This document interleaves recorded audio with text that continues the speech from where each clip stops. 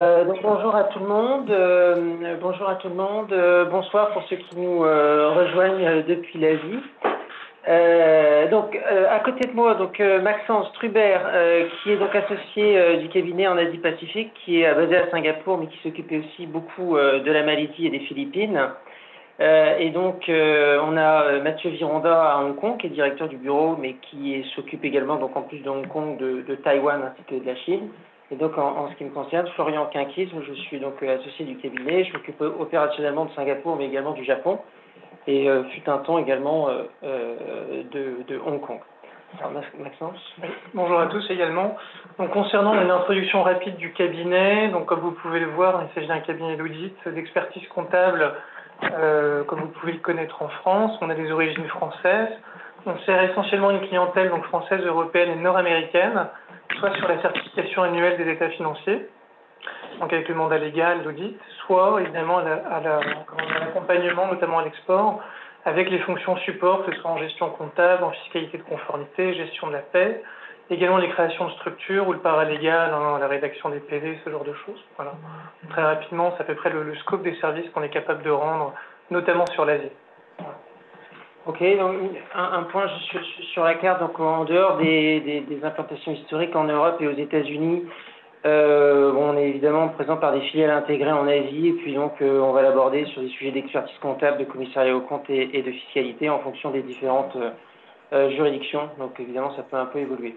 Donc alors le plan d'aujourd'hui, donc on va aborder 6 pays, Singapour, Hong Kong, la Malaisie, le Vietnam, le Japon et les Philippines. Donc c'est vaste. Donc on a essayé de faire ça autour de cas concrets. On ne peut pas tout voir. Grosso modo, c'est entre 10 et 13 minutes par pays. Donc c'est beaucoup de choses. Mais encore une fois, on pourra très bien prendre des questions par écrit sans difficulté. Je te rappelle tout à l'heure. Donc ici, donc un sommaire. Donc les pays vont être traités de cette manière-là, c'est-à-dire quelques données économiques et financières, mais on va pas y passer trop de temps. On va se consacrer principalement sur les obligations réglementaires, sur la fiscalité des entreprises, mais surtout aussi sur les formes d'implantation dans les pays. Et c'est notamment via la mobilité internationale que l'on évoquera l'imposition sur le revenu des personnes physiques. Je vais démarrer avec Singapour. Alors que des données, on ne va pas y passer trop de temps. Ce qui est important de savoir à Singapour, donc une population de 5,7 millions d'habitants, mais surtout 25% de main-d'œuvre étrangère à Singapour. Parmi ces 25% de main-d'œuvre étrangère, vous avez un peu plus de 15% des gens qui ont des employment pass, une catégorie de visa pour des personnes, on va dire, qualifiées. Il y a des visas qui sont pour des personnes moyennement qualifiées. On ne va pas voir ces catégories-là de visas aujourd'hui et on va se concentrer plus sur les employment pass. Une remarque, quand on regarde ça, c'est que pour information, donc les entreprises étrangères représentent 20% des entreprises totales à Singapour. Et ces entreprises étrangères emploient un peu plus de 30% de la population active et représentent plus de 60% de la valeur ajoutée. Donc on va le voir après, donc l'importance notamment évidemment des sociétés étrangères à Singapour. On en parlera notamment quand on évoquera les visas, un sujet devenu très très complexe en ce moment. Je ne vais pas passer trop de temps ici sur les partenaires commerciaux de Singapour. Je pense que évidemment la Chine, les États-Unis, et puis en plus de la Chine et des États-Unis, on retrouve les partenaires de l'ASEAN avec la Malaisie, l'Indonésie, qui font partie de l'accord RCEP qui a été signé il y a quelques semaines de ça. Les partenaires historiques en Europe, évidemment l'Allemagne et la France. Singapour, il y a plusieurs formes à Singapour. Ici, on a mis beaucoup de détails, mais je vais aller droit au but. Et quels sont vraiment les sujets bloquants des clients. C'est-à-dire qu'on a plusieurs formes. La PTE-LTD, c'est ce qui s'apparente le plus à une SARL en France. Vous avez d'autres formes, mais on ne va pas y passer trop de temps. On va plutôt se consacrer sur la SARL à Singapour. La PTE-LTD, c'est la forme la plus courante. Au-delà du fait qu'il n'y a pas vraiment de capital, c'est $1, il n'y a pas plus de 50 actionnaires. Ce sont des choses. Ce qu'il faut savoir, c'est que ça reste très très simple. Ces sujets-là à Singapour, c'est très simple. Les points d'attention, si vous voulez, c'est notamment les directeurs résidents. Les directeurs résidents à Singapour sont nécessaires pour toutes les entités incorporées auprès du registre du commerce et des sociétés. Un administrateur résident, c'est un administrateur qui a la nationalité singapourienne, qui a un permis de résident permanent, ou bien qui a un visa de travail, un EP, enregistré sous la société en question. Donc ça, c'est clairement un sujet, on ne l'a pas dans forcément tous les pays, mais ça peut poser des difficultés pour certaines sociétés qui n'ont pas forcément un administrateur résident sur place. Un autre point, les liquidations à Singapour, c'est important de l'évoquer parce que ce sont des sujets très simples. Et c'est pour ça que ça va venir un petit peu, pas en contradiction, mais c'est-à-dire que ça montre un certain désintérêt pour tout ce qui est branch et rep office qu'on va aborder après, et qui montre véritablement l'intérêt d'avoir une SARL à Singapour. Pourquoi? Parce que tout simplement, ce sont des sujets très très simples à liquider à partir du moment où il n'y a pas de sujets qui vont au tribunal, où il n'y a pas de liquidateur, et que l'actionnaire est OK pour liquider. Ce sont des procédures qui prennent entre 2 et 4 mois. Pour être publié dans la gazette locale. Donc, encore une fois, c'est un sujet très simple. Et donc tout ça pour dire quoi? C'est que donc, la SRL à Singapour, c'est quelque chose qui est très courant, quelque chose qui est très simple. Et ce qui fait que la succursale que je viens d'afficher à l'écran, si vous voulez, n'a que peu d'intérêt. Parce qu'en réalité, une succursale à Singapour ne présente que les inconvénients d'avoir une SARL sans forcément présenter les avantages. J'entends par là notamment la fiscalité, puisqu'une succursale, si vous voulez, à Singapour, qui est une émanation de la société étrangère, sera traitée en tant qu'entité non résidente. C'est pour ça que je ne vais pas y passer trop de temps. Ça prend quelques jours ouvrés, hein, c'est ce que je disais. Bon, alors pour une SARL, c'est 2 à 3 jours ouvrés. À partir du moment où tous les éléments sont disponibles. Donc une succursale, bon, il n'y a pas de grand intérêt à voilà. Donc le troisième sujet, c'est le bureau de représentation. Bon, ce qu'il faut savoir pour un bureau de représentation, c'est très strict à Singapour sur ce point-là, c'est que les activités commerciales, le fait de conclure des contrats sont tout à fait interdits. Et un bureau de représentation à Singapour a une durée de vie de 12 mois. 12 mois et c'est renouvelable 2 fois 12 mois. C'est-à-dire qu'en réalité, vous avez une durée de vie qui est au maximum de 3 ans. Avec quelques conditions pour la société mère, c'est-à-dire exister depuis 3 ans, avoir un chiffre d'affaires d'au moins 210 000 euros. Bon, voilà. Bon, je vais pas passer trop de temps. Par exemple, voilà. Passons un peu à tout ce qui est un petit peu mobilité internationale. En ce moment et dans cette période de Covid, ça fait sens. Ça fait sens dans le sens où, étant donné les difficultés pour voyager, étant donné les difficultés pour avoir des EP, passé par des solutions de portage, ça peut présenter un intérêt. Alors, d'une manière générale, l'employment pass à Singapour s'obtient sur une période de 12 mois. Il peut être obtenu jusqu'à 60 mois et il est évidemment renouvelable. Ce qu'il est important de savoir, c'est que pour un employment pass, c'est donc l'impôt sur le revenu du salarié qui s'applique. C'est une territorialité de l'impôt, c'est-à-dire qu'on est imposé sur ce qui est sourcé par les activités de Singapour. Tous les revenus sont imposés, le salaire de base, mais aussi le logement qui pourrait être payé, la voiture, l'école des enfants, le cas échéant. Donc il faut savoir que c'est un barème de taux progressif jusqu'à 320 000 $, et au-delà de 320 000 $, un taux fixe. Évidemment, ces taux-là sont pris pour le cas d'un salarié, d'un administrateur qui aurait un EP et qui aurait le statut de résident, qui passe donc plus de 182 plus 1 jour à Singapour. À ça, donc, tout ça pour dire, voilà, un point quand même sur cette solution de portage, d'EP, c'est que quand même, il n'y a pas de charge sociale. Ça, il faut quand même le dire, c'est que c'est souvent, pour les sociétés françaises, les sociétés sont surprises. En effet, il y a du SDL, un Skill Development Levies, qui représente 11 $ par mois, ça fait 100 € par an, ce qui veut dire qu'il n'y a pas de charge sociale sur des expats ayant un EP à Singapour.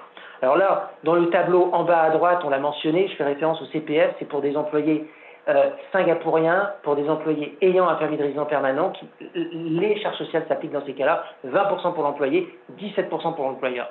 Pas de salaire minimum. 2 points que je veux rajouter sur cette slide, c'est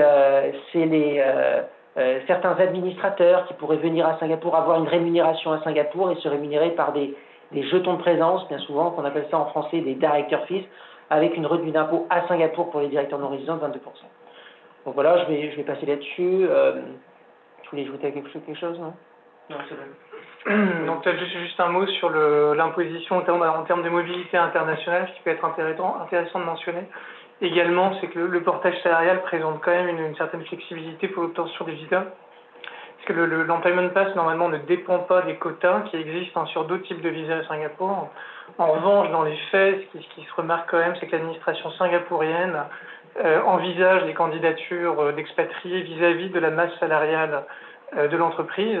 Et lorsque vous passez par une entreprise de portage qui dispose notamment d'une main-d'œuvre locale singapourienne, ça peut faciliter grandement les demandes et les dossiers, qui sont aujourd'hui évidemment un gros problème. notamment vis-à-vis de la crise que nous connaissons tous, vis-à-vis du Covid, et des montées de taux de chômage un peu partout dans le monde, et notamment à Singapour. Voilà. Donc, les obligations légales à Singapour en 3 temps, les états financiers, la TVA et la fiscalité. Donc, les états financiers, pour une société qui clôture au 31/12, c'est relativement simple, c'est sur un schéma comme on peut voir en Europe de l'Ouest, à savoir dépôt des comptes au plus tard pour le 30 juin, assemblée générale, audité, daté du 14 juin, 14 jours pour appeler une assemblée générale. Et ensuite, l'entreprise a 30 jours pour faire les dépôts auprès de ce qu'on entend le greffe pour nous, mais c'est-à-dire le secrétariat juridique auprès de l'ACRA. La TVA. La TVA, en général, à Singapour, est trimestrielle sur un trimestre, janvier, février, mars. Le dépôt est à faire pour le 30 avril et à payer le cas échéant ou à être remboursé au plus tard pour le 15 mai. Donc pour avril, mai, juin, on parle du 31 juillet avec un paiement mi-août. Dernier élément pour la fiscalité. La fiscalité à Singapour, donc après avoir eu les états financiers, à fin juin, la fiscalité est due pour fin novembre, au plus tard le 15 décembre pour les filings en ligne. Et on se retrouve avec 3 types de déclarations, très simples pour les startups, Light, LTE, c'est nouveau cette année, et ensuite 2 types de déclarations, moyennes, c'est-à-dire une société, on va dire 2, 3, 4 millions de dollars de chiffre d'affaires, forme CS, au-delà, forme C. Donc voilà pour ce qui est de l'agenda pour Singapour. Bon, beaucoup d'éléments sur cette slide ici. On va faire simple pour les sujets des entrepreneurs, des entreprises. Bon, ce qu'il faut savoir, c'est si l'entreprise est auditée. Une entreprise à Singapour est auditée à partir du moment où on regarde, dans un premier temps, les chiffres du groupe. Quand on regarde les chiffres du groupe, est-ce qu'un a un chiffre d'affaires supérieur à 6 millions, un montant d'actifs supérieur à 6 millions, plus de 50 collaborateurs? Si vous avez 2 sur 3 critères, vous êtes audité.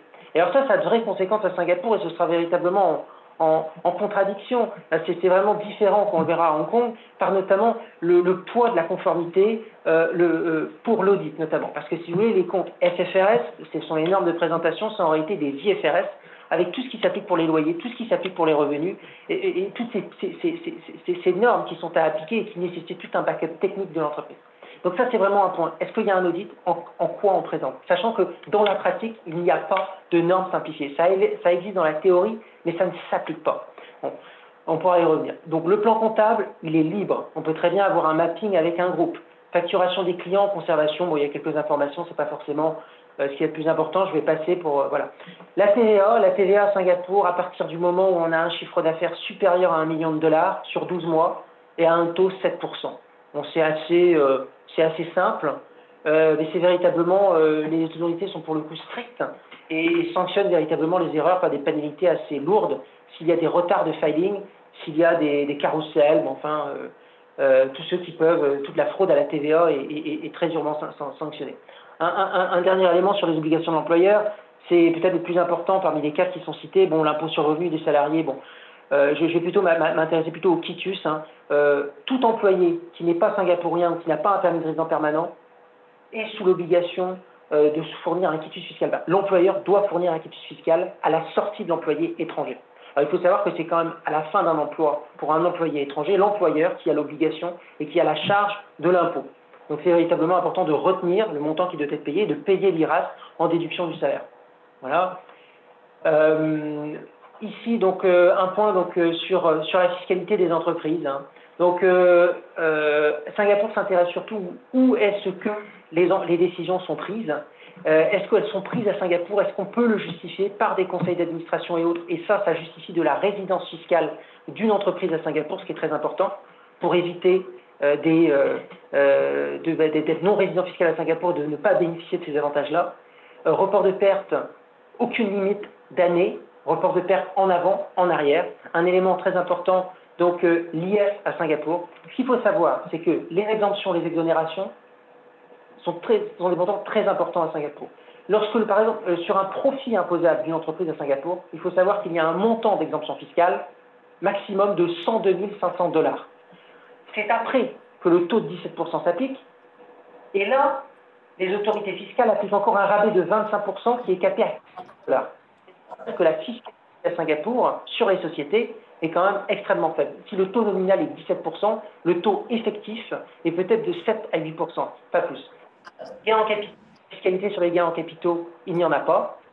Et voilà, donc je vais passer là-dessus. Ici, des incitations fiscales, on n'a pas forcément entré là-dedans. On livrait à chacun suite, voilà, il y a des incitations fiscales, on peut y revenir dans le détail, mais ce n'est pas l'objet, c'est juste ici pour information. Juste pour ceux qui nous écoutent, en effet, hein, il y aura une de la présentation qui vous sera fournie à la suite du webinaire. Donc vous pourrez évidemment vous référencer tous les taux et toutes les informations financières ou fiscales. Okay. Donc là, on va passer à Hong Kong et je donne la parole à Mathieu. Alors, oui, alors Hong Kong a une population de 7,5 millions d'habitants avec un taux de chômage relativement bas à 3,8%. Le PIB s'élève à 450 milliards de USD et est composé majoritairement de services financiers, de services d'entreprise, mais ainsi que des activités d'export et d'import. Donc, Hong Kong a un PIB par habitant un des plus élevés du monde à 50 000 USD. Donc, la monnaie locale est fixée à l'USD. Donc, elle est très stable, à un taux fixe entre 7,75 USD et 7,85 USD. Donc, ensuite, en termes de commerce extérieur, donc, bien évidemment, la Chine continentale et les US sont les partenaires privilégiés de Hong Kong. Donc, la Chine représente 55% des exports et 45% des imports. Donc, de nombreuses sociétés s'implantent à Hong Kong pour accéder à ce marché chinois. Et donc, comment est-ce qu'ils s'implantent? Donc, vous avez plusieurs options de sociétés commerciales, mais la forme la plus courante étant la Private Company Limited by Shares. Donc, c'est une entreprise dont la forme légale est distincte de ses administrateurs et de ses actionnaires. Donc, à Hong Kong, il faut au moins un administrateur.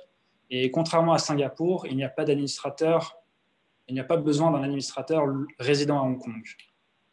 Donc, le secrétaire juridique peut agir comme le représentant local, notamment pour la préparation du Significant Controller Register.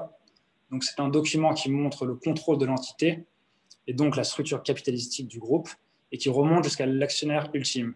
Et donc, il faut un représentant sur place qui peut partager ce document en cas de contrôle par les autorités.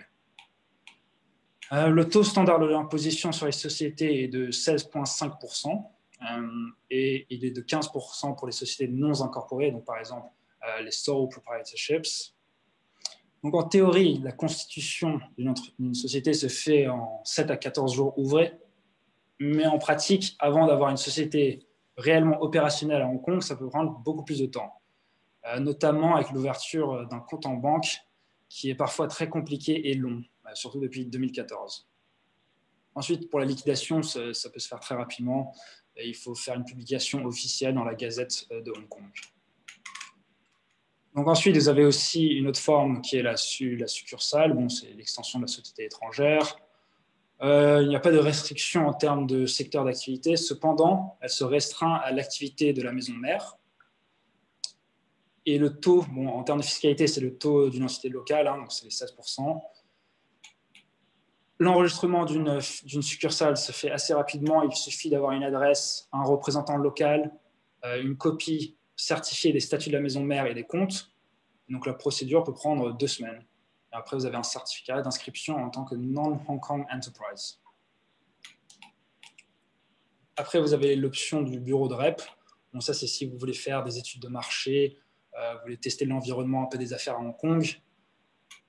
Donc, par contre, vous ne pouvez pas émettre de facture ou négocier directement avec des prestataires ou des prospects.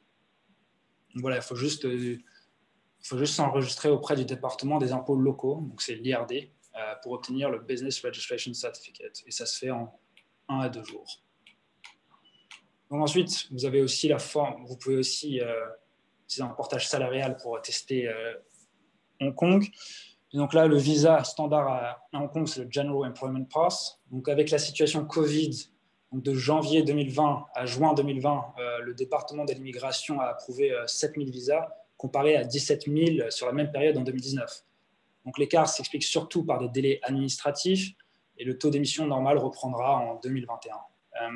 Mais ce qu'il faut savoir pour les visas, c'est que les premiers peuvent être difficiles à obtenir, parce qu'il faut fournir beaucoup de documents, par exemple des business plans détaillés, le montant de l'investissement, la source des fonds, etc. Mais une fois que vous avez obtenu les premiers visas, le renouvellement est assez simple et plutôt rapide. Ensuite, vous avez donc concernant l'impôt sur le revenu, Hong Kong est une place très intéressante.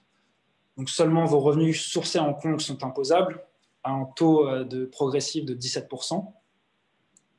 Donc en plus de ça, il y a pas mal d'avantages. Par exemple, pour l'indemnité de logement, donc seulement 10% de la totalité de vos revenus avant l'indemnité de logement sont imposables. Donc tout montant de l'indemnité supérieure aux 10% n'est pas imposable. En plus de ça, vous avez des exonérations de frais d'auto-éducation et des cotisations sociales. Ensuite, en termes de cotisations sociales, c'est assez léger en Hong Kong. Vous devez contribuer 5% côté employeur et 5% côté employé. Donc, le montant est capé à 1500 HKD par mois, donc à peu près 200 euros. Ensuite, le droit du travail est assez souple et peu contraignant à Hong Kong. Donc, voilà pour le partage salarial. Donc ensuite, le calendrier, vous pouvez changer la slide.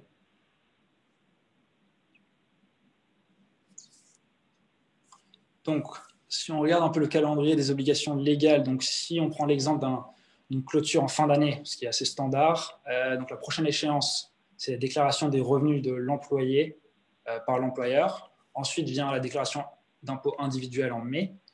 Et ensuite, du mois de mai à juillet, il faut finaliser les audits et tenir l'Assemblée générale afin de tenir la date butoir de la déclaration fiscale le 15 août.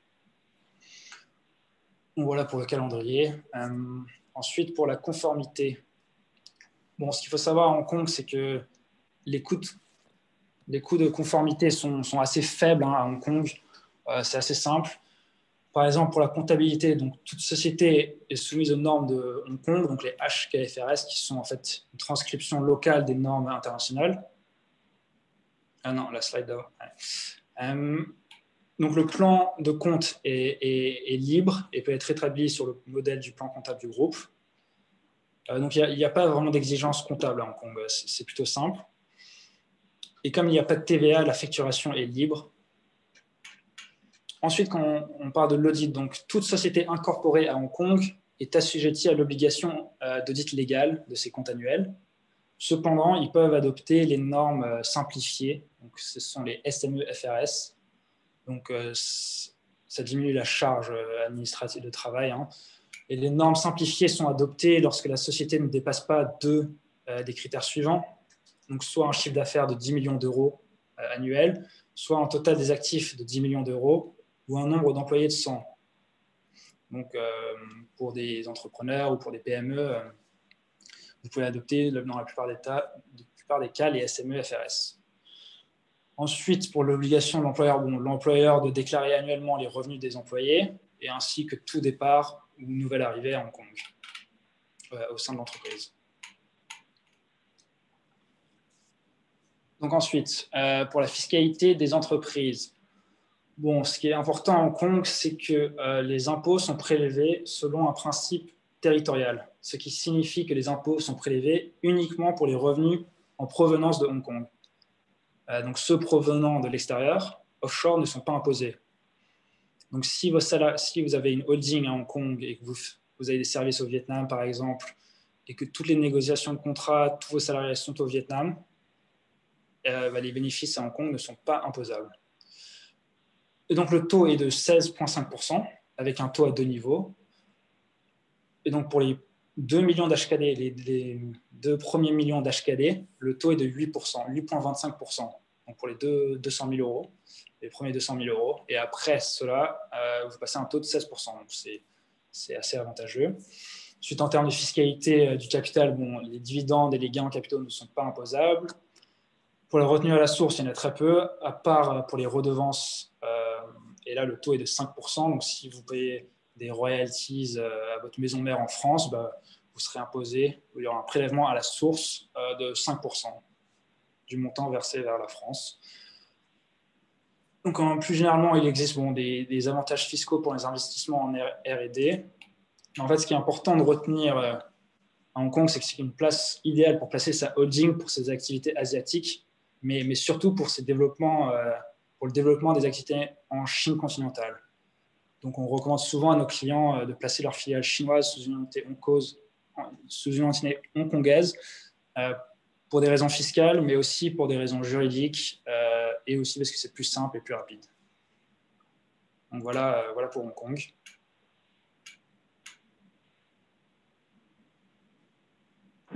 Juste peut-être pour prendre un petit peu de temps sur la présentation de Singapour et Hong Kong, il y a une question fondamentale qu'on nous pose très régulièrement sur le positionnement de la holding de tête, notamment asiatique. Est-ce qu'il faut choisir Singapour? Est-ce qu'il faut choisir Hong Kong? Donc c'est évidemment des places financières avec des réglementations et des normes qui sont extrêmement similaires. S'il faut citer quelques différences principales pour des entrepreneurs français, des entreprises qui souhaitent vraiment identifier les différences, je pense qu'à Singapour, vous avez une fiscalité qui est moins permissive peut-être que celle de Hong Kong, puisque vous n'avez pas le statut offshore, qui permet véritablement de rendre non imposable tout revenu qui n'est pas rattaché directement à une activité exercée par la filiale de Hong Kong à Hong Kong. Donc vous avez ce principe-là qui n'existe pas à Singapour. Ensuite, vous avez une différence sur la gouvernance.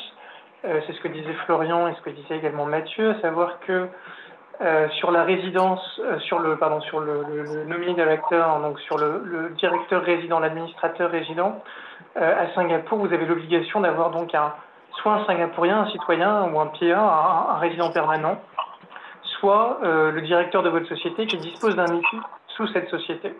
Et donc cette exigence-là, elle peut être compliquée lorsque vous n'avez pas de directeur qui dispose d'un employment pass à Singapour. L'autre différence importante, je pense, qui est important de savoir, c'est que Singapour est quand même la place où les normes financières sont les plus strictes et le régulateur est le plus strict, ce qui a pour conséquence quand même au niveau des remontées de consolidation et de l'audit des comptes, de rendre les délais plus longs. Parce qu'on est sur des normes IFRS, donc comme à Hong Kong, mais de manière indifférenciée selon les tailles, comme vous avez pu le voir, parce que les seuils sont très bas et toutes les sociétés sont soumises aux normes internationales. Il n'y a pas de normes simplifiées. Donc de ce côté-là, Singapour peut être plus compliqué à la gestion. Et puis évidemment, Hong Kong a évidemment l'attrait de pouvoir fonctionner également avec la Chine.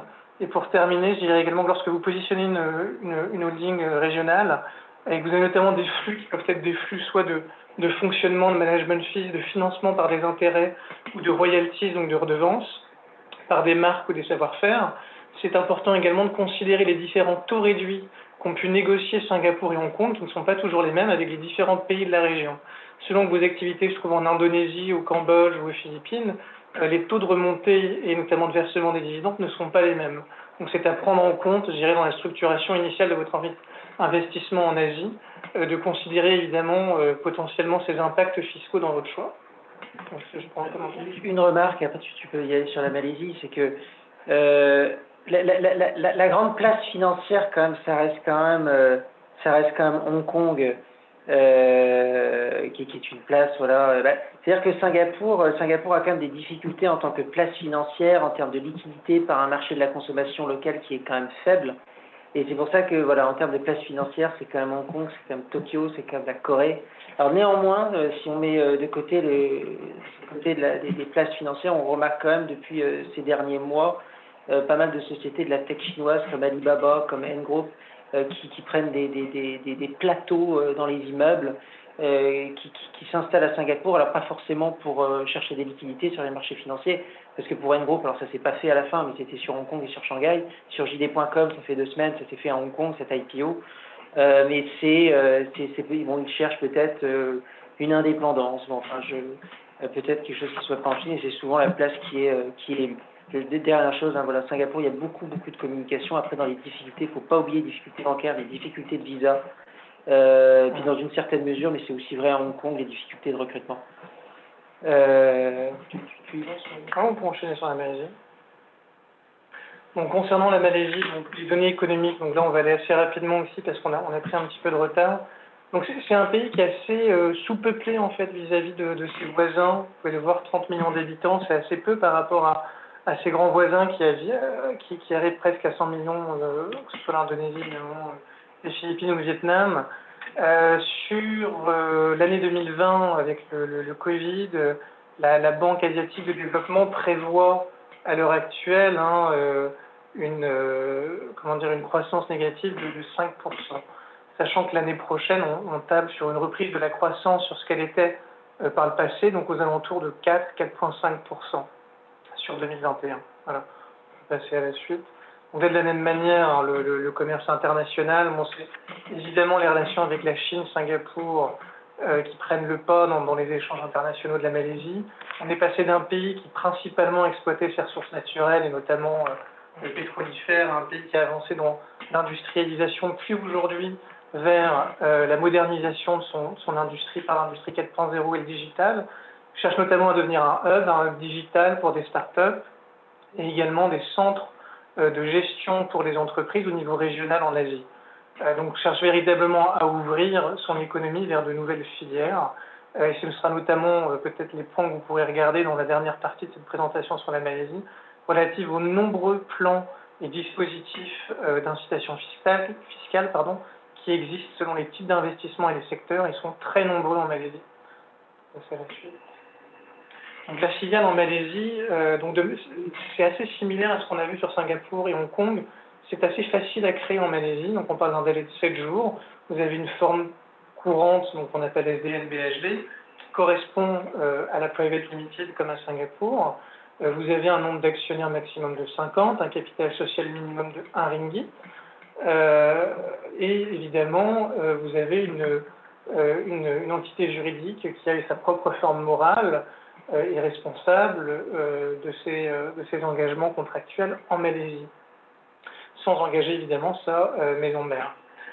Évidemment, donc, vous avez l'obligation d'un directeur résident, comme à Singapour. Il peut s'agir de votre directeur local, étranger, qui disposerait d'un IPI sous la société, ça ne pose pas de problème.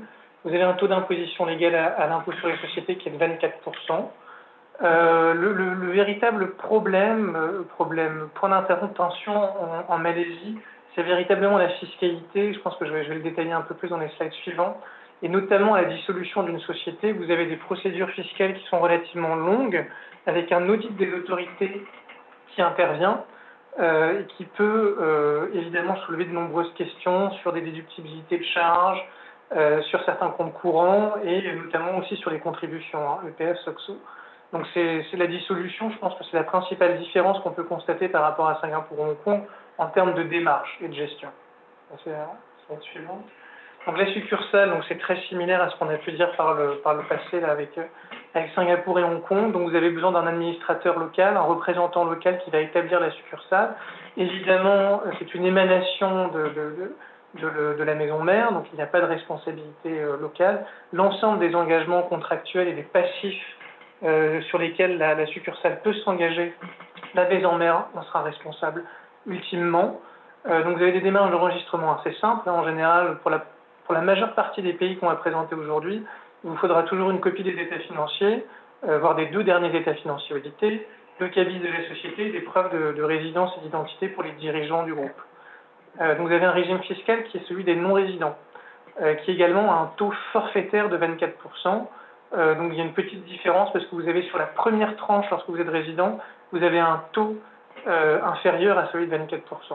Et évidemment, le taux de non-résident ne vous permet pas non plus de bénéficier de certaines incitations fiscales, programmes d'abattement, etc., etc. Donc fiscalement, évidemment, il est plus intéressant d'être sur une filiale. Voilà, on peut passer à la suite. Le bureau de représentation, qui est aussi un bureau, qui peut aussi être un bureau régional. En Malaisie, vous avez 2 versions, le bureau REP et le bureau régional. Donc le bureau de représentation a les mêmes activités principalement que celles qui ont été décrites précédemment. L'idée, c'est de tester le marché. Les activités commerciales sont interdites. Elles sont strictement proscrites, la signature de contrats, la gestion d'un réseau de distributeurs, toutes ces choses-là ne sont pas permises par le statut de bureau de représentation. Dans le bureau régional, c'est ce que je mentionnais auparavant, la Malaisie, c'est de se positionner sur des centres régionaux pour organiser par des équipes tout le back-office des activités et des opérations asiatiques. Et c'est notamment l'objet de ce statut de bureau régional qui permet de coordonner les filiales, les branches dans les différents pays que pourrait avoir une multinationale ou un groupe avec des activités étoffées sur l'Asie. Voilà, donc les activités autorisées, on en a parlé. Ce qui est très important sur le bureau de représentation à savoir, contrairement à Singapour et à Hong Kong, c'est que vous avez un montant minimum d'investissement à fournir qui est de 300 000 ringgit. Voilà. Donc ça fait de tête environ 80 000 euros, je pense, quelque chose comme ça, un peu moins de 100 000 $. Donc c'est un montant significatif par rapport à d'autres législations comme celle qu'on a pu le voir juste avant. La durée de vie est illimitée. Vous allez avoir une licence initiale entre 2 et 5 ans selon la qualité du dossier, les montants et évidemment de dépenses qui seront proposés dans votre budget. Et vous pourrez renouveler la licence tous les 2 ans, sans limitation du nombre de demandes de renouvellement. Voilà. On peut passer au slide suivant. Et évidemment, au niveau de la gestion sur le bureau de représentation, vous n'avez aucune obligation statutaire, ni au niveau fiscal, puisque vous n'avez pas le droit de reconnaître de revenus ni de facturer, ni au niveau comptable, puisque la comptabilité du bureau de représentation est directement intégrée au niveau de celle de la maison mère. Portage et mobilité internationale en Malaisie. Donc là, on est aussi sur un pays qui est assez facile, je dirais, pour la mobilité internationale de vos collaborateurs qui pourraient se rendre sur place. Pourquoi? Parce qu'on est sur une fiscalité territoriale, donc uniquement les revenus de source malaisienne sont imposables en Malaisie, les revenus du travail et autres, évidemment. Les avantages en nature sont imposés, comme à Singapour. Hein. Il faut bien le prévoir lorsque vous envisagez avec votre collaborateur son package de rémunération, puisqu'évidemment, il aura un impact fiscal sur les avantages en nature que peuvent représenter le logement du collaborateur, une voiture de fonction, ou même des contributions, des cotisations CFE à la Caisse des Français de l'étranger par rapport au système français. Donc ce qui est important de savoir, au niveau de l'immigration, vous avez 3 types de visas qui dépendent du niveau de rémunération. La principale problématique pour obtenir ces visas aujourd'hui, lorsque vous démarrez en Malaisie, c'est d'avoir un montant de capital minimum qui permette de postuler sur ces visas. Donc on parle en effet de 500 000 ringgit malaisiens lorsque vous avez une détention à 100%, et lorsque vous êtes en JV, on parle de 300 000 ringgit. Donc c'est également à prendre en compte, et ça peut être une des raisons pour lesquelles le portage en Malaisie peut être envisagé. C'est pour éviter cette contrainte sur le décaissement vis-à-vis du capital à investir, à injecter sur votre entité malaisienne. Parfois, lorsque vous voulez tester le marché ou placer rapidement un collaborateur en Malaisie, un portage peut évidemment apporter cette flexibilité qu'une structure en dur n'aurait pas. Au niveau de l'impôt sur le revenu, donc on en a parlé, la territorialité, vous avez un taux progressif pour les résidents, un taux forfaitaire pour les non-résidents, sachant que vous êtes résident fiscal malaisien à partir du moment où vous passez plus de 183 jours par an sur le sol malaisien. Ce qui est très intéressant, c'est ce que vous voyez en bas à gauche, le régime spécial, notamment qui est amélioré par la convention fiscale avec la France-Malaisie, qui permet à un collaborateur de vos équipes de se rendre pour une mission professionnelle en Malaisie, et il ne sera pas imposé sur ses revenus, il ne sera pas assujetti à l'impôt sur le revenu, tant que la mission est inférieure à 60 jours dans le cadre général, et dans le cadre de l'application de la convention bilatérale, lorsque sa mission professionnelle est inférieure à 183 jours sur une période de 2 ans glissante. Voilà. Donc c'est assez intéressant quand on a des missions courtes, pour envoyer un collaborateur, c'est bon à savoir justement de faire en sorte que les temps de mission correspondent à ces considérations fiscales. Au niveau de l'emploi, également, pas de cotisation sociale obligatoire. L'immatriculation au système de sécurité sociale malaisien se fait sur une base de volontariat. Donc en effet, pour la mobilité internationale, tout ça est quand même assez intéressant, notamment par rapport à d'autres pays qu'on va aborder par la suite. On va continuer. Donc, le calendrier des obligations légales. Donc vous avez donc une forme de TVA, alors c'est pas correct ce que je dis, hein, mais la SST que vous voyez inscrite ici, qui est en fait une déclaration de taxe indirecte, que je vais définir un peu plus tard, ça sera l'objet du slide juste après, qui est donc une déclaration bimestrielle, donc qui est faite par exemple pour les mois de janvier et février, qui sera à rendre pour fin mars.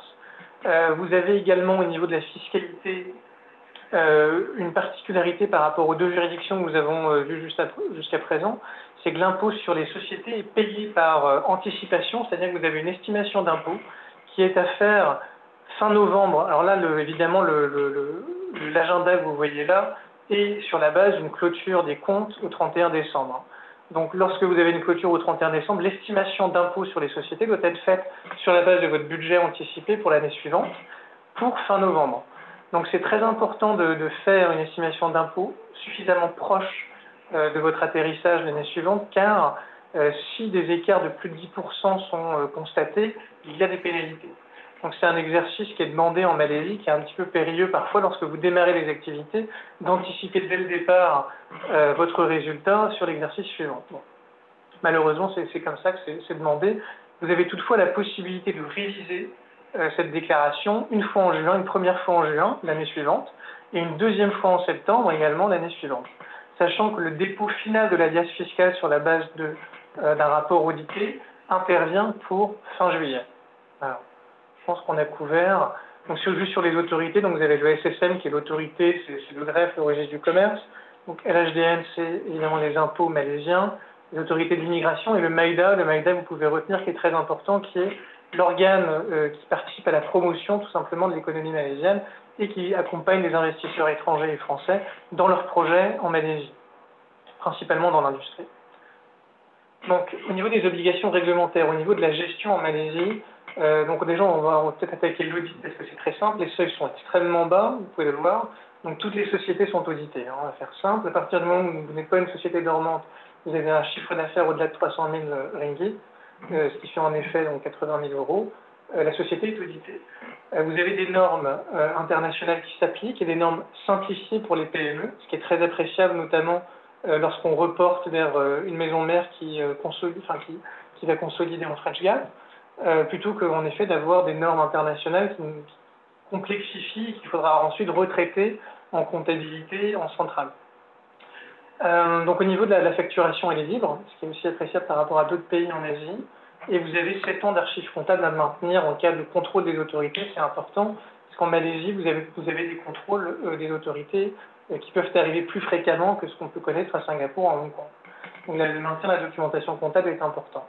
L'administration de la SST, donc là c'est un point assez important, assez technique. Donc la SST, je l'ai comparé à la TVA précédemment pour que ça soit introduit. La réalité, c'est que ce n'est pas une TVA parce qu'elle ne répond pas au principe de neutralité de la TVA. C'est-à-dire que c'est une taxe indirecte qui est facturée par le producteur de biens ou de services et qui n'a vocation à être facturée qu'en haut de la chaîne de la filière. C'est-à-dire que le producteur du bien, avant de le vendre potentiellement à son grossiste, va appliquer un taux qui va dépendre du type de bien. Là, c'est indiqué, c'est la sales tax sur les biens, entre 5 et 10%. Et sur les services, sur les prestations de services, c'est 6%. Donc il va appliquer ce montant d'impôt qui ne sera pas déductible pour le bénéficiaire des biens ou le bénéficiaire des services. C'est-à-dire que dans les comptes des sociétés en Malaisie, la SST est une charge. Vous n'avez pas d'avoir de crédit de TVA, de SST ou ce genre de choses. C'est à prendre en compte dans vos plans d'investissement. Pourquoi? Parce que si vos fournisseurs vous facturent de la SST, dans ce cas présent, et vous ne pouvez pas vous-même la refacturer, il y a quelques cas où vous pouvez la déduire, mais c'est très particulier, on n'aurait pas le temps de rentrer dans les détails, c'est assez complexe pour être franc. Donc dans ces cas-là, c'est important pour vous de le prendre en compte. Pourquoi? Parce qu'il faudra l'imputer sur vos prix de vente. Parce que l'idée de cette taxe, c'est qu'elle s'impute en haut, en amont, et qu'ensuite elle va se décliner sur l'ensemble de la chaîne par l'augmentation des prix, par les acteurs successifs. Obligation de l'employeur, donc on en a parlé, vous avez un quitus fiscal comme à Singapour, qui intervient dans les mêmes considérations. L'entreprise a passif fiscal si l'employé quitte le territoire sans avoir payé son impôt sur le revenu. Je pense qu'on va avancer parce que je prends beaucoup de temps. Donc les principes fondamentaux de fiscalité de l'entreprise, donc vous avez un impôt sur les sociétés dont on a parlé à 24%, une première tranche à 17%. Donc c'est moins intéressant évidemment Singapour, Hong Kong, mais ça reste relativement bas. Le fiscalité du capital également, c'est non imposable sur les dividendes, également sur les plus-values de cession, sauf sur des biens immobiliers. Donc là, on est aussi sur une fiscalité du capital très avantageuse. Au niveau des principes fondamentaux, on a parlé de la territorialité. L'établissement permanent, même concept qu'à Singapour, c'est la gestion et le contrôle que vous avez sur votre entité. Est-ce que c'est exercé localement ou non localement? Le report de déficit, cet exercice en avant. Voilà. Ensuite, vous avez les retenues d'impôt à la source. Malheureusement, la convention bilatérale France-Malaisie ne prévoit pas de taux réduit. C'est pour ça que vous voyez apparaître N1. Ensuite, là, vous avez les principaux dispositifs dont on a parlé en entrée. Je vous laisserai peut-être les regarder après le webinaire d'aujourd'hui si vous avez des questions à votre disposition. Mathieu, je te laisse la parole. Oui, alors, donc pour le Vietnam, donc le Vietnam a une population relativement jeune avec 60 millions de population active sur 100 millions d'habitants et un taux de chômage très bas à 2%. Donc le Vietnam connaît une forte croissance économique et un PIB de 262 milliards d'USD, composé surtout par ses services et son industrie. Donc la monnaie locale est le Vietnamese Dong, qui est relativement stable. Donc ensuite, en termes de commerce, bon, c'est encore une fois la Chine, les US et d'autres pays de l'ASEAN qui sont les partenaires favoris. Donc, les exports sont majoritairement dans le textile. Ouais, donc on peut passer à la prochaine. Donc en termes d'incorporation, donc les sociétés commerciales, donc il y a plusieurs formes. Donc, la forme la plus courante est la Limited Liability Company, donc similaire à la SARL. Donc 50 actionnaires au moins. Ensuite, le capital, il n'y a aucune exigence. Cependant, ce qu'il faut savoir, c'est que contrairement aux autres pays, le capital doit être versé sur un compte spécifique. Et ce compte est régulé. Donc, par exemple, vous ne pouvez pas payer les salaires de vos collaborateurs avec le capital qui est versé. Et vous ne pouvez que verser le capital une fois que vous avez obtenu les licences, donc ERC et IRC, qui détaillent les activités de la société, le montant investi, la provenance des fonds. Donc la responsabilité des actionnaires est limitée à l'apport en capital. Et donc au Vietnam, il faut au moins un administrateur, mais aussi un représentant légal qui est présent au Vietnam. Et donc ce représentant légal doit être salarié et doit verser des contributions sociales sous l'entité enregistrée. Donc ce qu'il faut noter en fait au Vietnam, c'est que la gouvernance et la gestion juridique est peu sophistiquée. Donc par exemple, dans le droit local, le concept de conseil d'administration n'existe pas. Vous ne pouvez pas passer des procès-verbaux. Donc c'est peu réglementé et l'actionnaire n'est pas forcément très bien protégé. Donc le taux d'imposition légal est à 20% sur les sociétés. Et donc l'incorporation peut se faire assez rapidement, en 25 à 30 jours ouvrés. Cependant, le processus de liquidation peut être très long au Vietnam, parce que l'entité sera soumise à un audit fiscal, donc un audit fiscal de sortie, qui sera très rigoureux, donc avant de récupérer les fonds qui sont investis au Vietnam. Donc ensuite, vous avez la succursale, l'extension de la société étrangère. Là, vous pouvez mener des activités commerciales génératrices de revenus, il n'y a pas de restrictions. Vous pouvez remonter des dividendes à la maison mère. Donc en fait, ce qui est important de retenir pour une succursale, c'est qu'elle sera soumise à des contrôles plus légers des administrations locales. Et donc surtout au moment de retirer son investissement du pays. Et donc c'est pour cette raison que cette forme d'implantation est parfois privilégiée par nos clients. Donc ensuite, vous avez le bureau de représentation, qui est une extension de la société étrangère. Et donc là, le bureau de représentation est limité aux activités suivantes, donc les études de marché.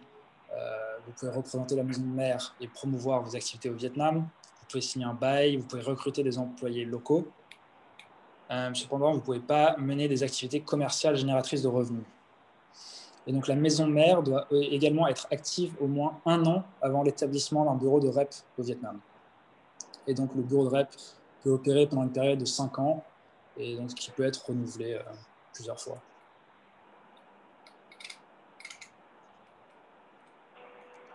Ensuite, vous avez le portage salarial. Donc, il faut obligatoirement un work permit pour travailler plus de 30 jours à la suite sur le territoire vietnamien ou plus de 90 jours cumulés sur l'année. Les contributions sociales, elles sont assez basses, à 1,5% du salaire côté employé et 6,5% côté employeur. Mais après 2022, elles vont augmenter à près de 10% côté employé et 20% côté employeur. Et donc, les seuils augmentent tous les ans.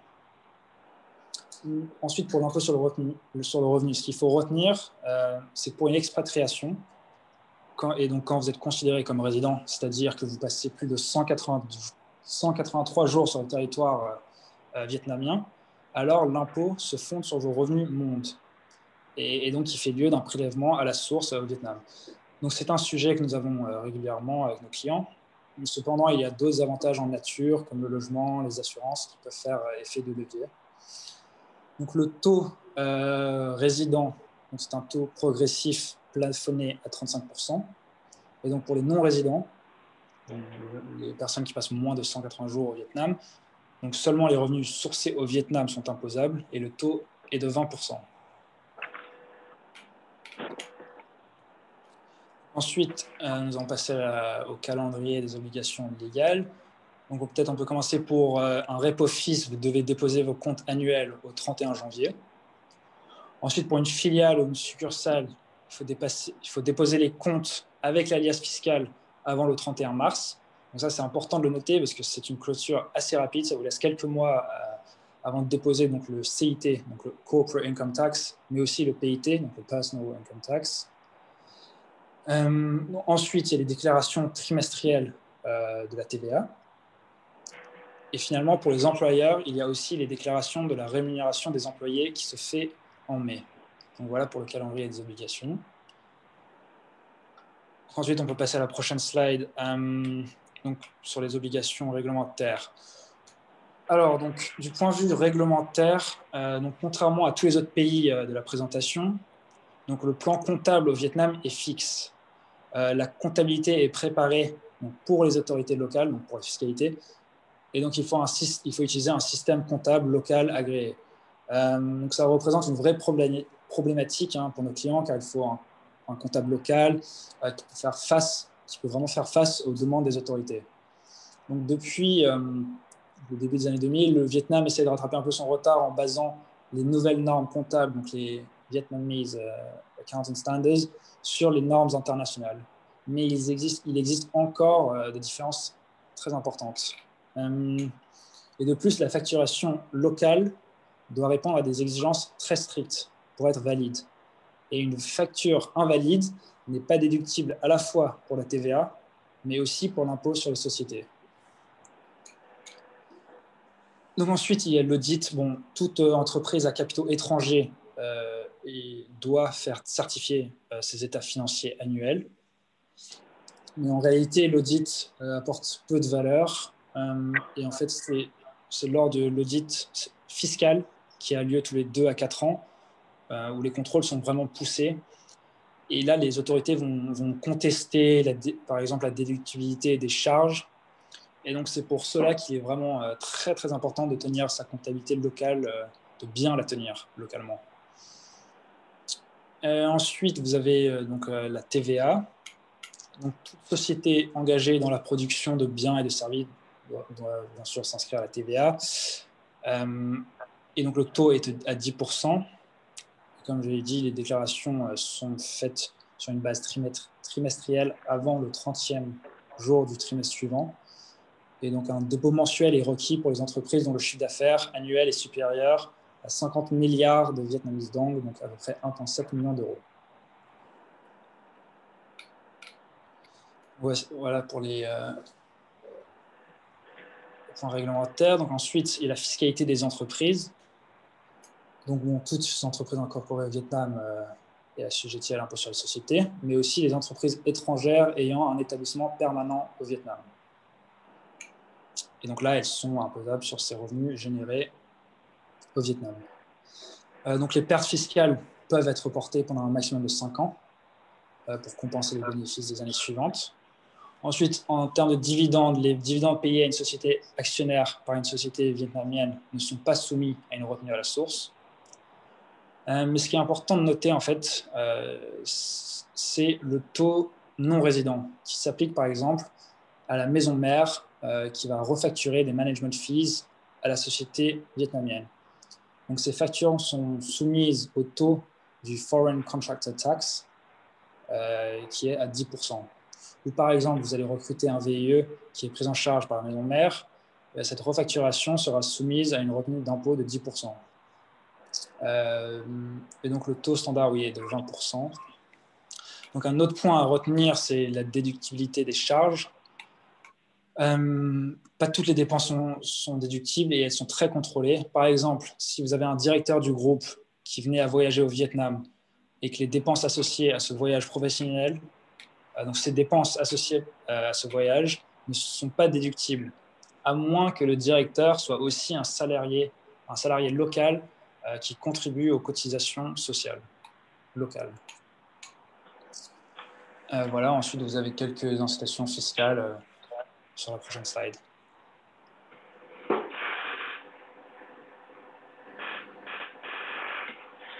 Voilà, donc je vais reprendre sur le Japon. Merci pour le Vietnam. Donc le Japon, donc on est un petit peu en retard sur l'agenda, donc je vais aller rapidement sur ces données. Donc d'une manière générale, ce qui caractérise bien, c'est le taux de chômage extrêmement bas, évidemment, avec toutes les problématiques de recrutement pour les entreprises présente au Japon, et puis surtout la diminution de la population qui est prévue en 2050 à 61 habitants et qui diminue désormais. Bon, là-dessus, je vais aller assez rapidement, étant donné les partenaires économiques du Japon, la Chine et les États-Unis évidemment, et puis après son commerce avec l'ASEAN. J'en reviens aussi à l'RCEP qui a été signé. On voit que l'Australie, la Corée, Taïwan, Thaïlande sont présents parmi les partenaires commerciaux. À noter que la France est le deuxième parmi les investissements étrangers au Vietnam.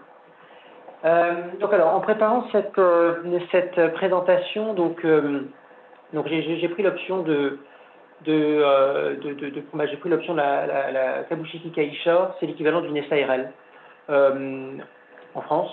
Et donc là, je délimite clairement un périmètre, c'est-à-dire une Kabushiki Kaisha qui a un capital maximum de 4 millions d'euros et un passif inférieur à 160 millions d'euros. Si vous voulez, c'est le format SARL, format PME au Japon. Donc ensuite, ce qu'on peut appeler dans cette conversation le Kabushiki Kaisha, c'est Keikei. Il y a plusieurs niveaux, il y en a d'autres. On ne peut clairement pas les aborder aujourd'hui. Donc c'est pour ça que j'ai pris cette option. Donc, alors ce qu'il est important de savoir, c'est que c'est l'équivalent d'une SARL pour les PME, un actionnaire, 1 yen. Alors dans les faits, une société peut être créée avec 0 yen au Japon. Mais après, dans la pratique, ça pose des difficultés. Bon, c'est 1 yen. Alors, ce qu'il est important de savoir à la création, là, il y a 2 points. Il y a le conseil d'administration et il y a la liquidation. Pour le conseil d'administration, ce qu'on conseille toujours, c'est avoir 2 administrateurs, éviter 3 administrateurs, ce qui déclenche alors la création d'un conseil d'administration et ensuite la nomination d'un commissaire aux comptes. C'est simplement, au Japon, pour ceux qui connaissent, c'est un schéma qui est assez semblable à ce qu'on peut voir du point de vue audit aux États-Unis, avec des seuils d'audit qui ne sont, dans une certaine mesure, que demandés par les banques. Bon, c'est vrai faux, mais à des seuils très très élevés. Et donc, c'est une manière au Japon, quand on a une société, pour une PME, avec un niveau de chiffre d'affaires et de passifs qui ont été donnés auparavant, ça permet d'éviter de nommer un commissaire aux comptes. Par ailleurs, ça se nomme pour 4 ans, ça doit être renouvelé dans un maximum de 10 ans, le cas échéant, mais ça reste facultatif. La liquidation, c'est comme en Malaisie, c'est un sujet, on n'a pas forcément le temps de l'aborder, un sujet complexe qui doit passer au tribunal.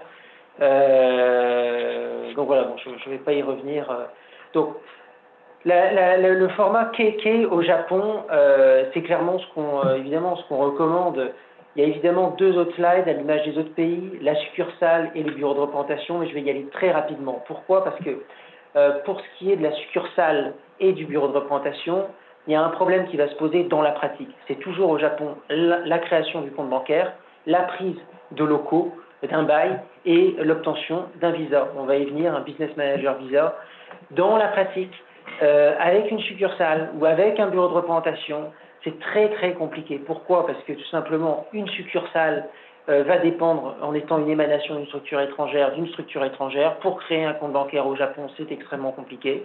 Quand on parle d'un bureau de représentation juste après, c'est tout simplement impossible d'ouvrir un compte bancaire au nom du bureau de représentation, et ça doit être fait au nom du représentant en son nom propre. Donc, c'est-à-dire que dans la pratique, encore une fois, la succursale et le bureau de représentation ne sont pas forcément adaptés. Enfin, on a des clients, mais simplement le format Keikei, encore une fois, le premier est peut-être celui qui est le plus adapté dans un format sans conseil d'administration, sans commissaire aux comptes, qui est une forme assez légère. On va y revenir avec notamment le dépôt d'une déclaration fiscale par an, ce qui reste tout à fait acceptable.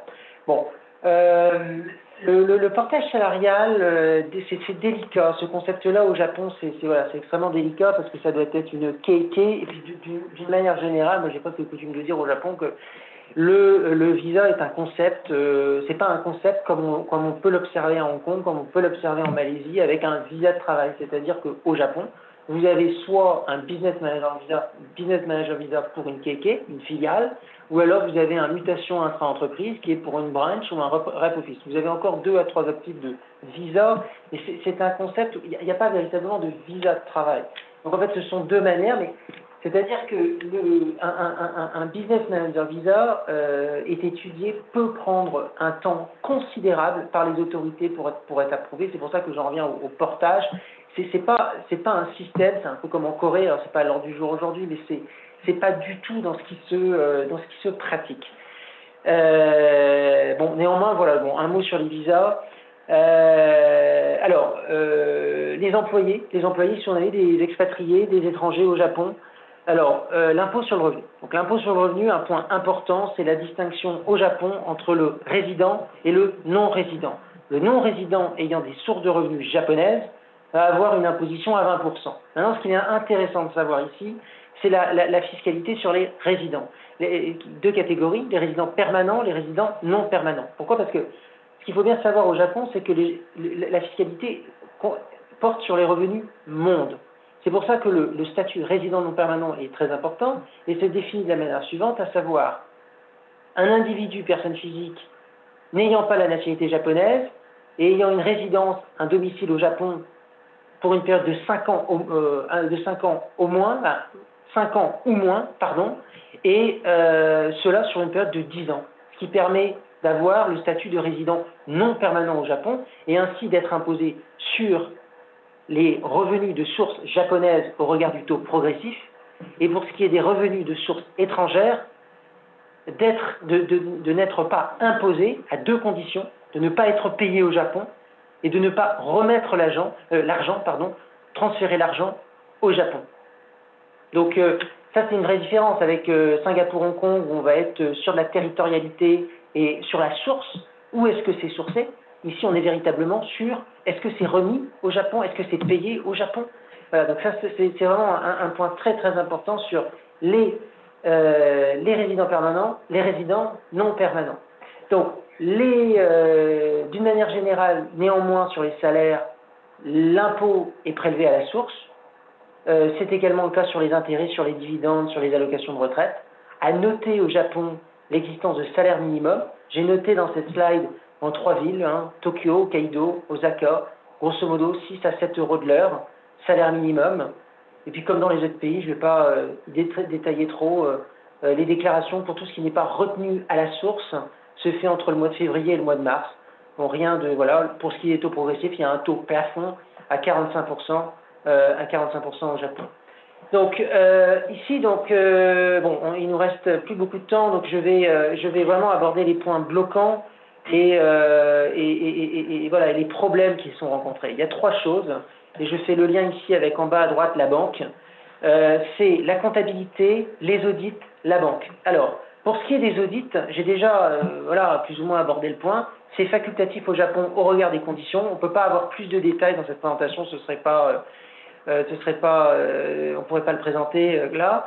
C'est que donc, c'est un format comme on peut voir en Australie ou à l'américaine, où tout simplement, tout se base sur les déclarations fiscales. Donc, encore une fois, il n'y a pas besoin, il n'y a pas un audit statutaire, ou tout du moins les seuils sont très élevés. Ça, c'est véritablement une différence avec Hong Kong, avec la Malaisie, ou encore avec les Philippines, ce qu'on va voir après. Donc, ce qui est important à la fin, c'est au jour le jour, c'est la comptabilité pour les entreprises et notamment la gestion. La gestion, donc alors, les comptes au Japon peuvent être très bien présentés en IFRS, c'est acceptable. En US GAAP, c'est acceptable. En Japanese GAAP, c'est aussi acceptable. L'entreprise doit choisir dans quelle norme elle va présenter ses comptes. Ensuite, l'entreprise a tout à fait le choix du système comptable. On n'est pas dans un plan comptable à la française, à l'allemande ou à la vietnamienne. On est sur un plan comptable qui peut être libre, mais à la fin, on en revient à la déclaration fiscale. Donc, c'est-à-dire qu'une entreprise étrangère, peut très bien tenir un grand livre en anglais dans ces normes, mais devra être retraité au regard des normes qui auront été décidées pour notamment la déclaration fiscale par le cabinet comptable. C'est pour ça, j'aurais peut-être dû le dire avant, c'est qu'au Japon, ce qui est toujours très très très important, et on voit peut-être pas, on le voit moins dans d'autres pays, c'est notamment l'importance d'avoir un cabinet comptable, mais aussi d'avoir un avocat. C'est le cas pour les visas.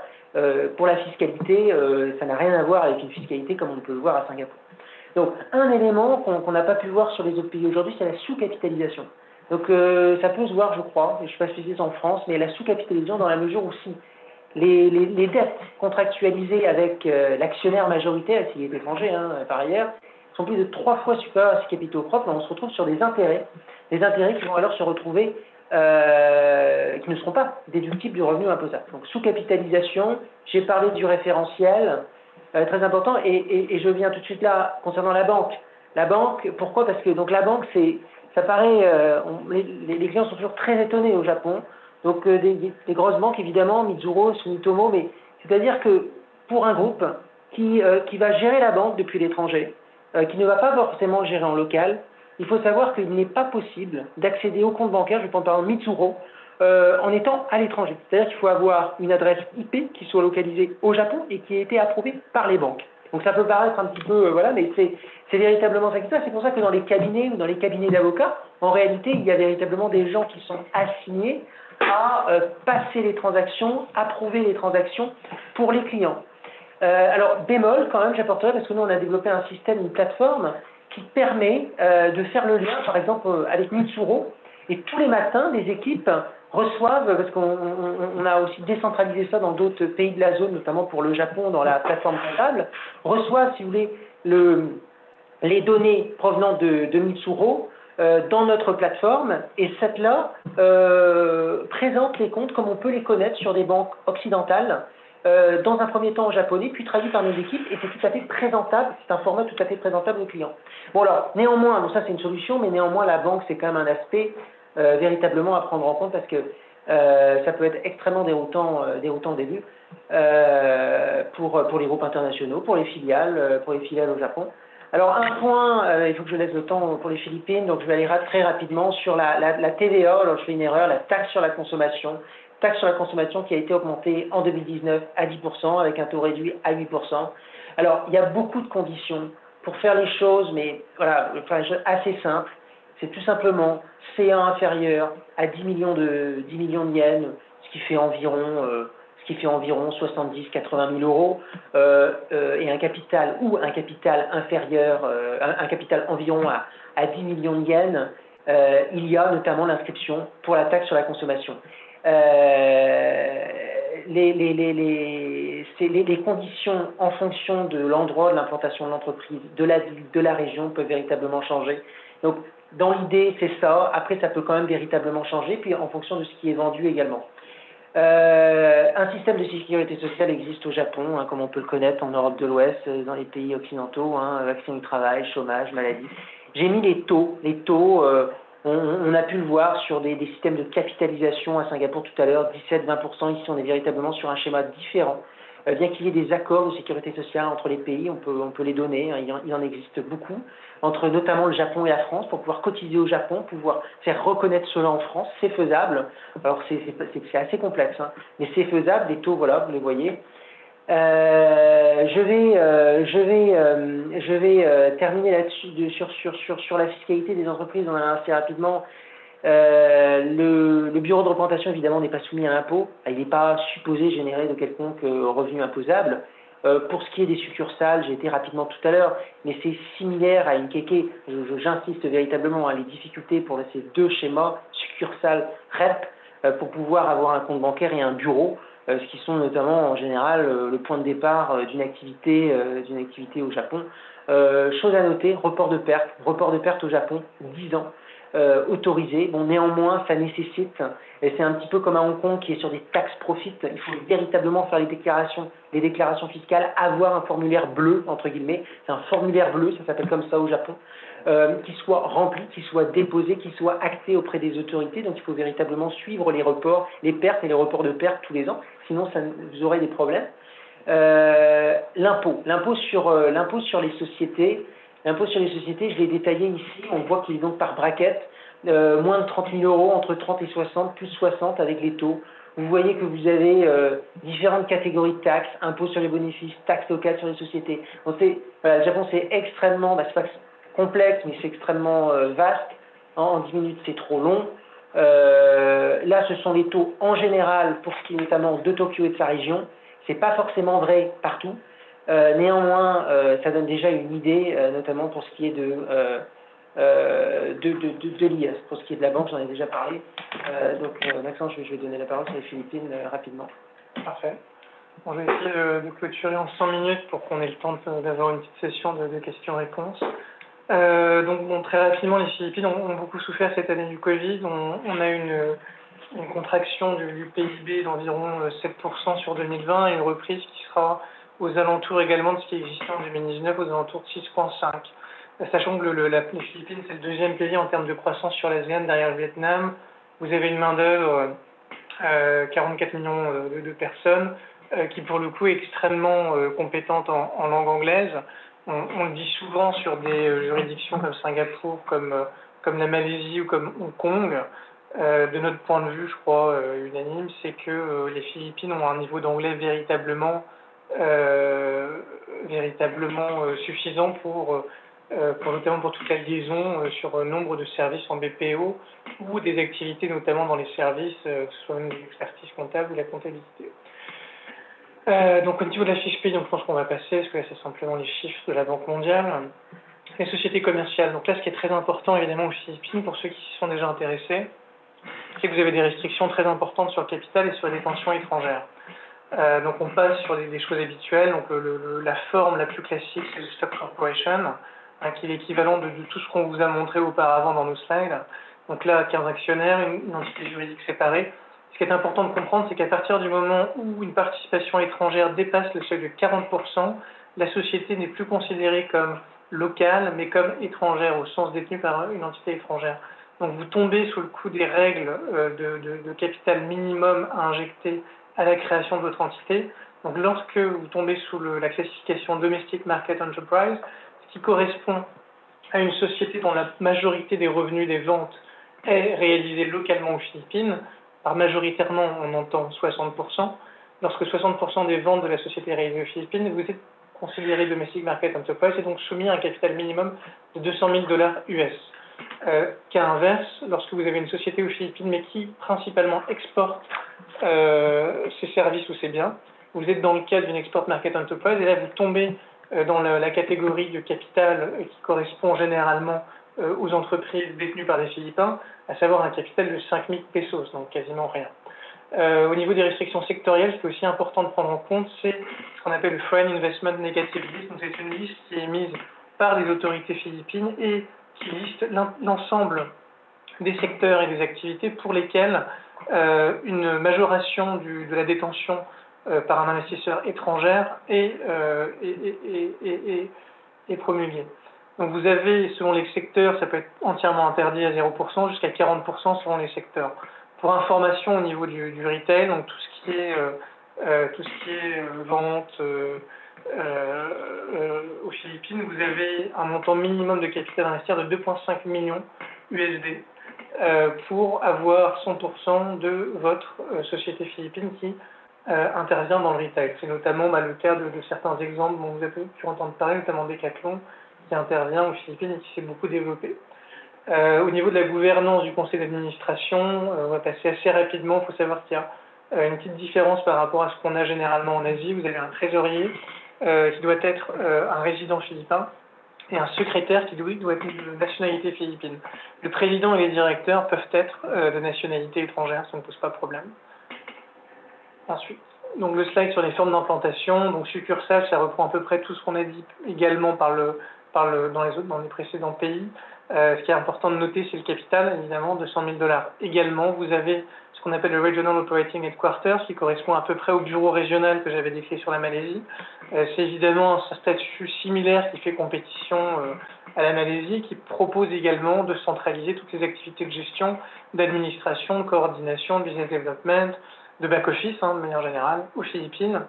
C'est soumis donc à ce critère de capitalisation minimum important. Le bureau de représentation, ce qu'il faut noter, c'est que vous avez un fonds de roulement minimum de 30 000 $ à verser tous les ans pour assurer les opérations, les charges opérationnelles annuelles. Voilà. Le régime fiscal, c'est le régime de base pour la succursale, donc 30% des profits sont imposables. Et lorsque vous remontez les dividendes vers la maison mère, vous avez une retenue d'impôt à la source de 15%. Voilà. Sur le calendrier des obligations légales, donc très rapidement, clairement on n'aura pas le temps pour aborder l'ensemble des obligations légales aux Philippines. On est sur un calendrier fiscal extrêmement conséquent. On est sur une PME entre 50 et 100 déclarations formulaires à déposer par an. Donc c'est une gestion fiscale, hein. Pour dire les choses clairement, c'est que vous avez des gens qui ne font que ça dans les entreprises, dans les PME, c'est faire de la fiscalité, faire des formulaires, des déclarations. Vous avez chaque mois une quinzaine, vingtaine de deadlines selon les secteurs, selon les types d'entreprises, selon vos catégories, vos employés, etc. De manière générale, vous avez une TVA avec des déclarations mensuelles et trimestrielles, similaire à ce qu'on peut connaître en France ou à Singapour, contrairement à ce que je disais sur la Malaisie, là vous avez un droit à la déduction, vous avez un principe de neutralité, vous avez un prélèvement à la source sur l'impôt sur le revenu pour vos employés, qui s'effectue de manière mensuelle et une fois l'année également. Vous avez également le 31 janvier de l'année suivante, vous avez la déclaration de l'ensemble des revenus de vos collaborateurs. Il y a également la notion d'expanded withholding tax, j'aurai très peu le temps de développer, qui est assez complexe. Vous avez des revenus d'impôt à la source à faire sur certains de vos fournisseurs, lorsque vous les réglez, notamment en fonction des natures. Ça peut être des produits agricoles, certains services de consulting, etc. Donc il y a en fait aux Philippines, de manière générale, ce qu'il faut comprendre, c'est que les autorités philippines ont organisé le droit fiscal de telle manière qu'il y ait des prélèvements toute l'année, petit à petit, sur tous les transferts d'argent. De telle manière que vos fournisseurs, votre IS, vous le payez également mensuellement. C'est ce qui est présenté dans le trimestriellement, pardon, c'est présenté dans le tableau. Donc vous avez en fait des deadlines fiscales, c'est un petit peu un enfer fiscal. Alors de ce côté-là, si on se dit les choses très clairement, vous avez au niveau de la gestion des sociétés, on peut passer sur l'onglet suivant, vous avez des obligations d'audit qui existent, qui sont applicables à quasiment l'ensemble des sociétés, puisqu'également là aussi vous avez des seuils très très bas. Concernant l'administration de la TVA, donc vous avez un taux nominal de 12%, vous avez deux autres catégories, zero rated, exempted, qui correspondent à certaines catégories de biens, de services, ou lorsque vous êtes à l'export notamment. Lorsque vous êtes en dessous des seuils de TVA, parce que le seuil de TVA est de 3 millions de pesos, vous êtes soumis à la percentage tax, qui elle est une taxe directe qui s'applique sur l'ensemble de vos ventes, et c'est 3% des ventes. En termes de gestion comptable, vous avez des normes internationales, des normes simplifiées pour les PME, ce qui est appréciable toujours, contrairement à Singapour par exemple. Le plan comptable est libre, ce qui est une bonne chose également. En revanche, la facturation client ne l'est pas.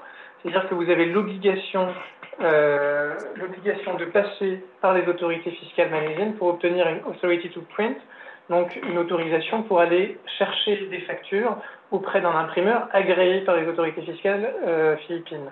Donc dans ce cas précis, vous avez des factures de vente uniquement pour les biens.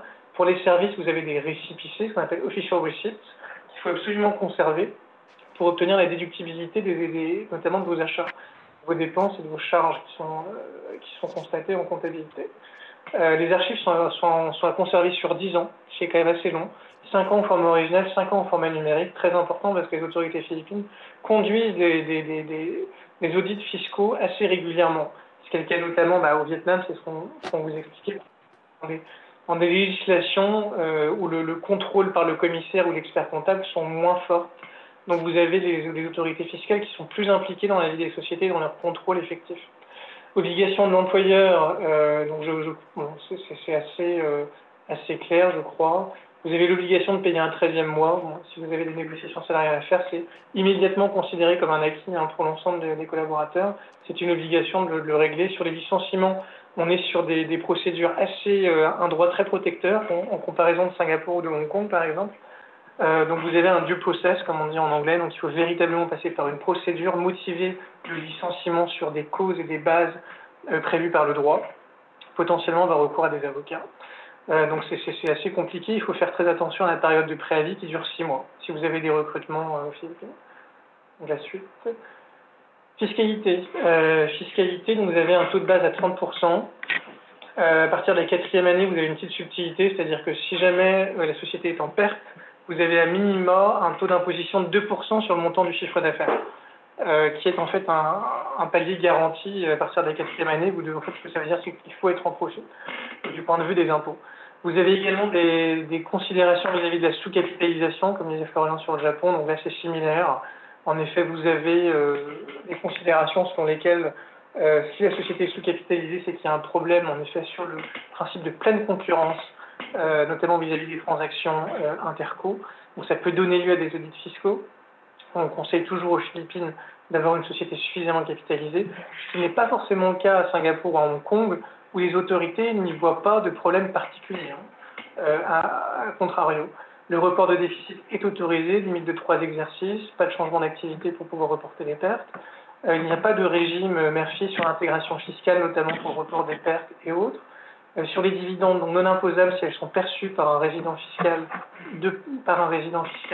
philippin, vous avez des plus-values de cession qui sont imposables, donc 10% sur une première tranche, 5% au-delà, et des plus-values immobilières à 6%. Les retenues d'impôt à la source font l'objet de taux réduits dans le DTA. DTA, c'est Double Tax Agreement, donc la convention bilatérale de fiscalité France-Philippines, qui prévoit des taux réduits qui sont intéressants pour les sociétés françaises, pour la remontée de dividendes, d'intérêts et de redevances notamment. Je crois qu'on a fait le tour sur ce sujet-là. Voilà. On va passer à la session de questions-réponses.